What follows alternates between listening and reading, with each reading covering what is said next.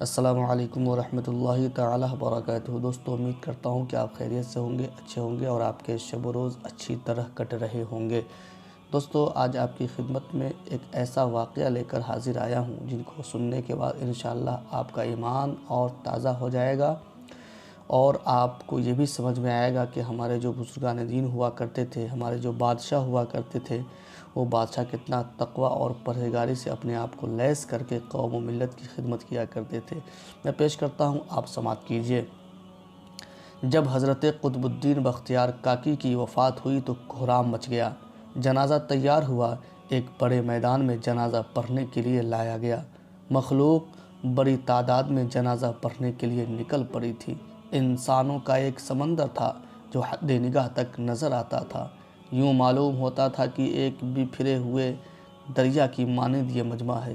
جب جنازہ پڑھانے کا وقت آیا، ایک آدمی آگے بڑھا، کہتا ہے کہ میں وصی ہوں، مجھے حضرت نے وصیت کی تھی، میں اس مجمع تک وہ وصیت پہنچانا چاہتا ہوں۔ مجمع خاموش ہو گیا۔ وصیت کیا تھی؟ خواجہ قطب الدین بختیار کاکی نے یہ وصیت کی کہ میرا جنازہ وہ شخص پڑھائے جس کے اندر 4 خوبیاں ہوں۔ پہلی خوبی یہ ہے کہ زندگی میں اس کی تکبیر اولیٰ کبھی قضا نہ ہوئی ہو۔ دوسری شرط، اس کی تہجد کی نماز کبھی قضا نہ ہوئی ہو۔ تیسری بات یہ ہے کہ اس نے غیر محرم پر کبھی بھی بری نظر نہ ڈالی ہو۔ چوتھی بات یہ ہے کہ اتنا عبادت گزار ہو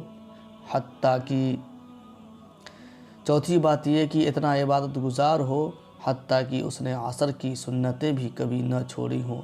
جس شخص میں 4 خوبیاں ہوں وہ میرا جنازہ پڑھائے۔